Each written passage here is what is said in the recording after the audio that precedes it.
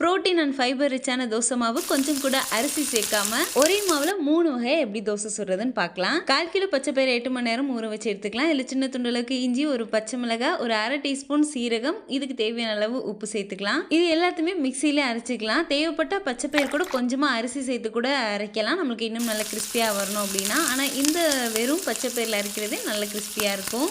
எல்லா தோசையும் மாதிரியும் இந்த மாதிரி வெறும் மாவை மட்டும் ஊற்றி இந்த மாதிரி பிளைன் தோசையா ஊற்றலாம்.